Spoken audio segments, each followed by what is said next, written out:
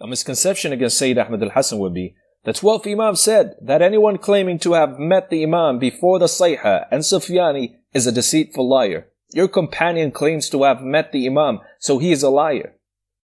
An answer would be, Imam Al-Mahdi, the 12th Imam, said mushahada in the Tawqee, and this word put many scholars into confusion in trying to determine what mushahada in this context really means. Some said that it's someone claiming to have seen him, others said that it meant someone claiming to be an ambassador after the 4th, Muhammad Seymouri. And do you know what a hadith is called if it's putting people into confusion?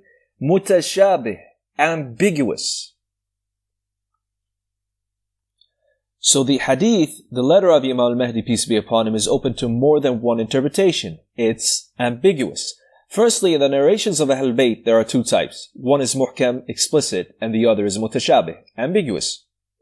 Imam Al-Ridha, peace be upon him, said, in our reports, there is the mutashabih, ambiguous ones, just like the ambiguous ones, i.e. verses of the Quran.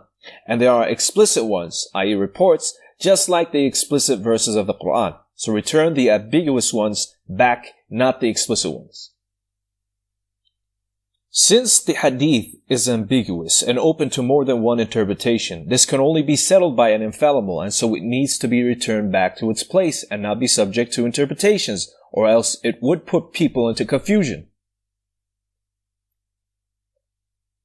In the next following video, it shows us a clear example of how Shia scholars have differed with one another in terms of trying to understand what the 12th Imam's letter meant. طبعا هاي فتوى أقولها أني لن أعتقد أنه التقى بالإمام أحد في عصر الغيبة الكبرى والسلام مغلق عندها. تقول لي سيدنا ابن طاووس شو تسوي بحر العلوم؟ أقول في وحدك واحدة أجاوب في محل، بس الفتوى أقول لك إياها حتى ترتاح ملا. لن يلتقي به أحد وما التقى به أحد لأنه كذا وكذا، خلاص انتهت. شيخ المجلس صاحب البحار في الجزء 13 يروي عشرات الروايات عمن رأى الإمام.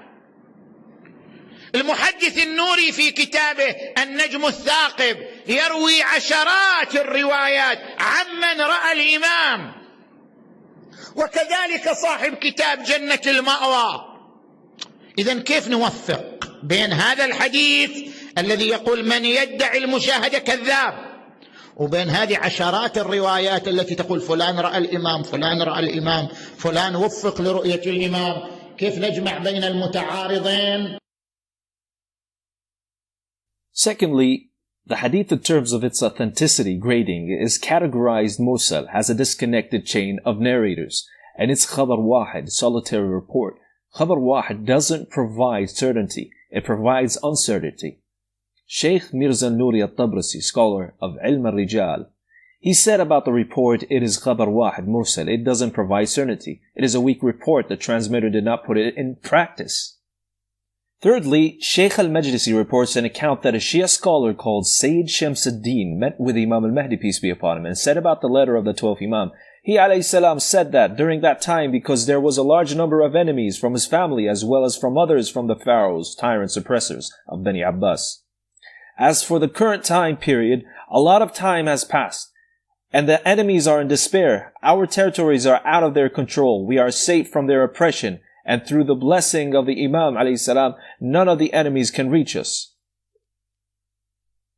Fourthly, there are numerous hadiths from the Imams, peace be upon them, speaking about people being able to meet with the Imam, peace be upon him, in the long absence, and one of them is the servant who will succeed his affair.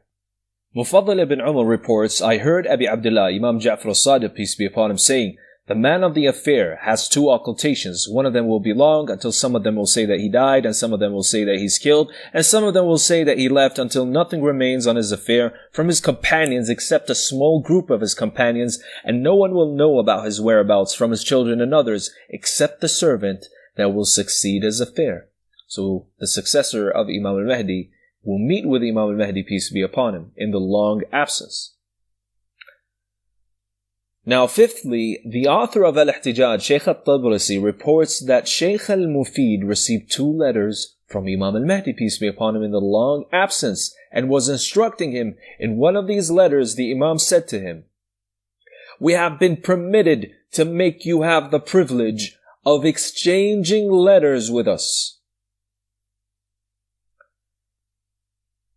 So how can a person use a single ambiguous hadith to consider Sayyid Ahmed Al-Hasan, the successor of Imam Al-Mahdi, to be a liar? Now, even if someone came with a claim that we don't know whether he is truthful or a liar, Ahlul Bayt, peace be upon them, didn't say immediately deny him. This is what they said. Imam Al-Mahdi, peace be upon him, says, ask him about a verse from the Book of Allah to interpret it, or a salat so that he can explain its limits and what is required from it, so that you can know his circumstance and ability until his flaw and weakness becomes manifest. Imam Ja'far al-Sadiq, peace be upon him, said, if a claimant comes to you, ask him about the greatest of matters, Adha'im, where only the likes of him will answer you back. Now, in conclusion, we proved in this video that number 1, the hadith is ambiguous. Number 2, it's weak, mursal, khabar wahid.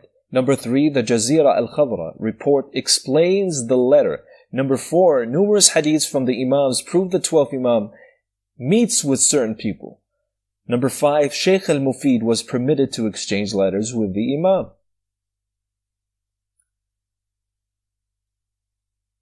Now I leave you with this video from Shaykh al-Qurani, as he explains about the role of the Yamani, which is the claim of Sayyid Ahmed Al-Hasan. This is because Sayyid Ahmed Al-Hasan claims to be the messenger from Imam Al-Mahdi and the Yamani. اليماني شخصية جذابة يتبعه أهل صبة ما مو لازم أن يكونوا على مذهبه، كلهم يلتفون حوله ويتبعونه، وهو من الأصحاب الخاص، وهو الذي يكون الناطق الرسمي باسم الإمام، ممثل الإمام، واجب الطاعة. وهذا فيه امتحان شديد على الإيرانيين والعراقيين وغيرهم الشيعة، يكون فيه امتحان. واليماني عنده الاسم الأعظم، تظهر منه معجزات، تظهر له كرامات، المؤمنين يقبلون. وهو يصدر أمر أن ولاية الفقيه انتهت وإيران يجب أن تطيعه، ويرسل مثلا كتاب إلى النجف، رسائلكم حطوها على جنب ودرسوا هذا الفقه. هذا امتحان، يكون امتحانا. اليماني له دور مهم